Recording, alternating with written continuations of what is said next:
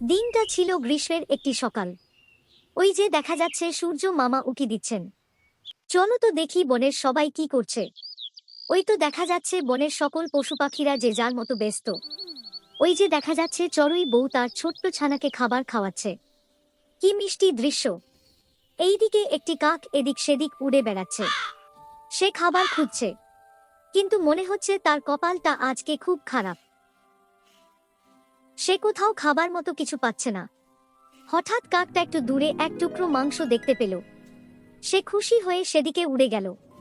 তারপর সে সেই মাংসটা মুখে তুলে নিল। এখন তার একটা আরামে বসার জায়গা লাগবে, যেখানে সে মনের সুখে আরাম করে মাংসটা খাবে।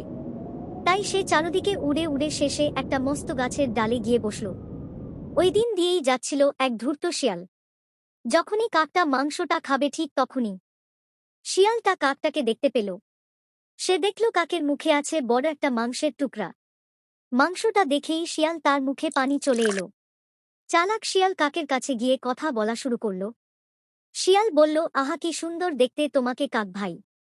কাকটা কোনো কথা বলল না। শিয়াল আবারও বলল, তুমি কেমন আছো সুন্দরী কাক? আমি তোমার বন্ধু হতে চাই। কাকটি তখনও কিছুই বলল না, কারণ সে তার ঠোঁট দিয়ে মাংস ধরে রেখেছিল। শিয়াল ছাড়ার পাত্র না।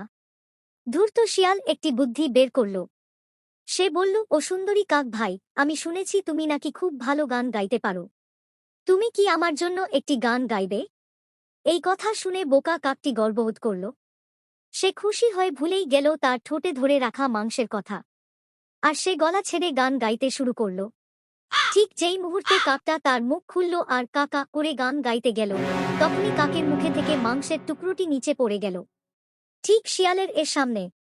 চালাক শিয়ালটি তাড়াতাড়ি করে সেই মাংসের টুকরাটা মুখে তুলে নিল আর এক দৌড়ে সেখান থেকে পালিয়ে গেল দূরে।